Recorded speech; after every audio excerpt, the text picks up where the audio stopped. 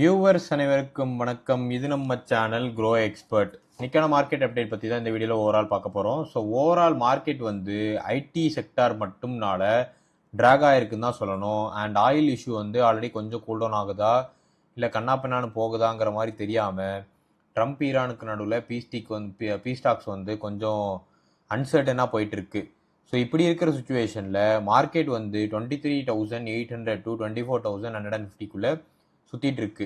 இது வரைக்கும் நம்ம சேனலை சப்ஸ்கிரைப் பண்ணாமல் வீடியோ பார்த்துட்டு இருக்கீங்கன்னா for wealth development, share market update, stock analysis, personal development and career building நம்ம சேனலை மறக்காமல் சப்ஸ்கிரைப் பண்ணிடுங்க.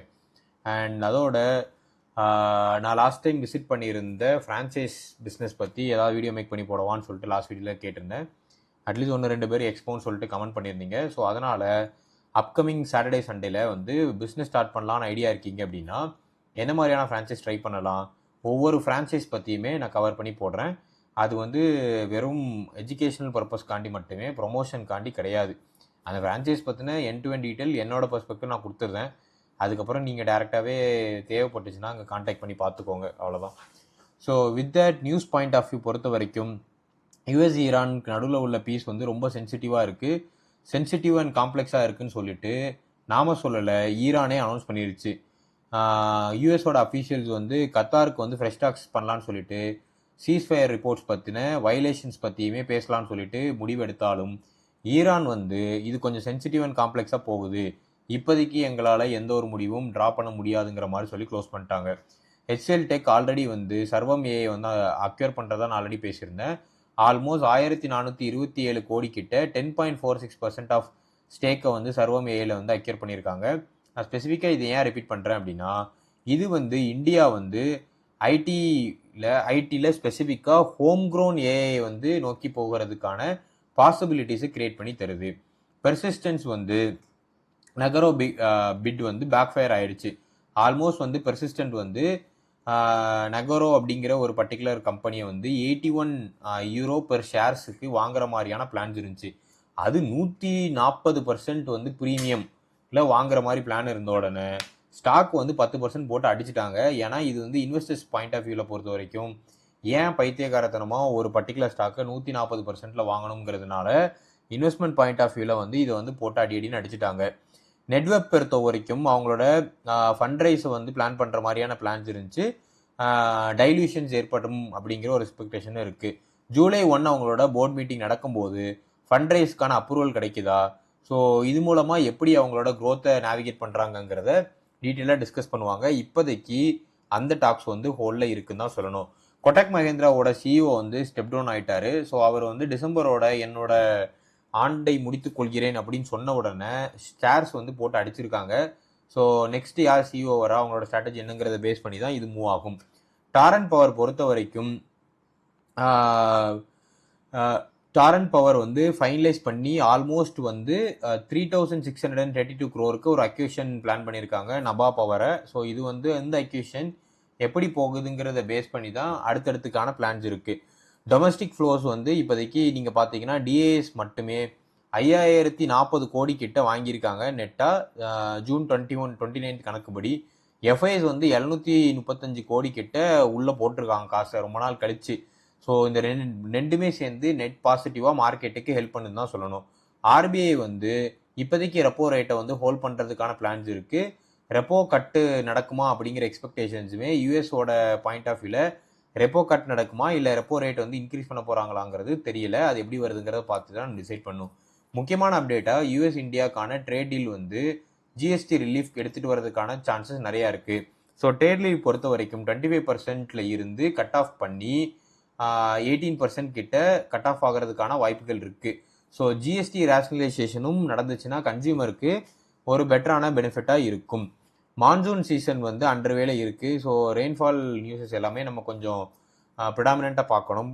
மழை பெய்வதை பேஸ் பண்ணி தான் எஃப்எம்சிஜி, ஃபெர்டிலைசர், டிராக்டரு, 2 வீலர்ஸு இந்த மாதிரியான செக்மெண்ட் ஆஃப் ஸ்டாக்ஸ் எப்படி இருக்குங்கிறது நமக்கு தெரியும். ஆரோபிந்தோட கம்பெனி வந்து ஃபார்மா கம்பெனி யூஎஸோட எஃப்டிஏ செக் வந்து ஆல்மோஸ்ட் கிளியர் பண்ணிட்டாங்கன்னு தான் சொல்லணும். 2 அப்சர்வேஷன்ஸ் மட்டும் தான் கொடுத்துருக்காங்க. ஸோ ப்ரிடாமினண்ட்டாக அந்த கம்பெனியை ஹோல்ட் பண்ணியிருந்த இந்த பர்டிகுலர் செக் வந்து முடிஞ்சிருக்கு. இந்த கம்பெனிக்கு இது ஒரு பெட்டர் நியூஸாக இருக்குது. So overall commodities point of view பொறுத்த வரைக்கும் கோல்டு வந்து விழுகிறதுக்கான வாய்ப்புகள் தான் ஜாஸ்தியாக இருக்குது. 13,000 ரூபாய் பெர் கிராம் கிட்ட போயிருச்சு 22 கேரட் கோல்டு. ஸோ 24 கேரட் கோல்டில் பெருசாக எந்த ஒரு சேஞ்சும் இல்லை.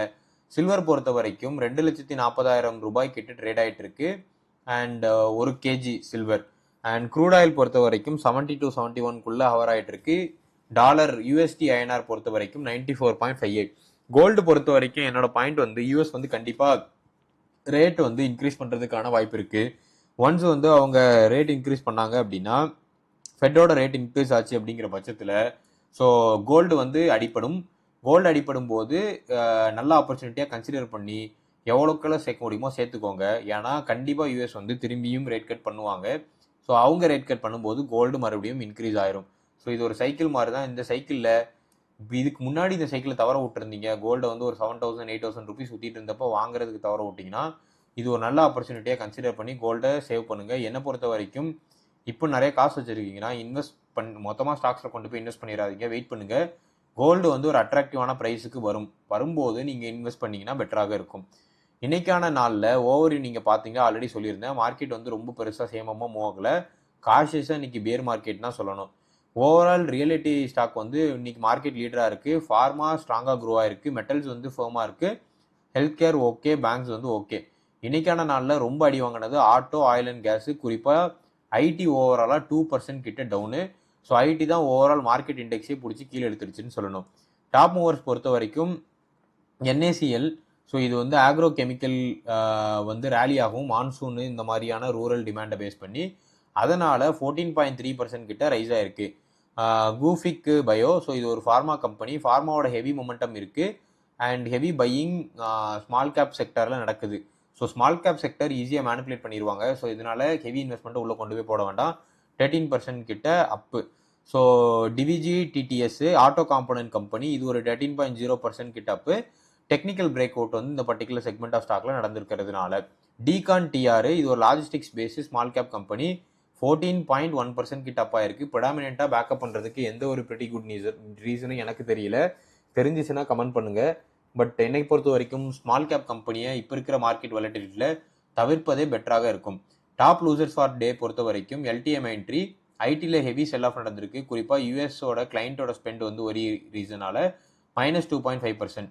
Infosys again -2.3% down, TCS -2.2% down, Wipro -2.21% down. So IT already overall down. பெருசாக எந்த ஒரு ஃபண்டமெண்டல் ரீசனும் இந்த கம்பெனியில் மாறல. ஃபண்டமெண்டல்ஸ் எல்லாமே ஸ்ட்ராங்காக தான் இருக்குது. ஏஐ அடுத்தடுத்தான இன்வெஸ்ட்மெண்ட்டு, மார்க்கெட் மேனிப்புலேஷன்ஸ் இந்த மாதிரி போட்டு அடிக்கிறாங்க. ஸோ அக்யூமுலேட் பண்ண வேண்டிய ஸ்டாக்ஸ்ன்னு என்ன கேட்டிங்க அப்படின்னா லார்ஜ் கேப்பில் ஹெச்சிஎல் டெக் சொல்லுவேன். ஏன்னா இப்போ சர்வம் ஏஐ அதுன்னு சொல்லிட்டு இன்வெஸ்ட்மெண்ட்டை வந்து கொஞ்சம் பெட்டராகவே ஸ்ட்ராட்டஜிஸ் பண்ணிட்டு வராங்க. ஸோ என்கிட்ட ஸ்பெசிஃபிக்காக ஹெச்சிஎல் டெக் ஸ்டாக் இல்லை. ஸோ அதனால் நான் அதை கன்சிடர் பண்ணலாமான்னு சொல்லிட்டு என் வாட்ச் லிஸ்ட்டில் வச்சுருக்கேன். டாரண்ட் பவர், ஸோ டாரண்ட் பவருமே அடுத்து நபா பவருங்கிற ஒரு கம்பெனியை வந்து வாங்குறாங்க. ஸோ இது இந்த கம்பெனி ஃப்ரம் எல்என்டி பவர்லேருந்து இந்த கம்பெனியை வாங்குறாங்க. ஸோ டாரண்ட் பவர் அவங்களோட க்ரோத்தை டிஃபென்சிவாக பிளான் பண்ணி எடுத்துகிட்டு போகிற ரீசனால இது என்னோட வாட்ச் லிஸ்ட்டில் வச்சிருக்கேன். பட் கரண்ட்டாக வேல்யூவேஷன் ஜாஸ்தி, இப்போதைக்கு என்ட்ராக வேண்டாம்.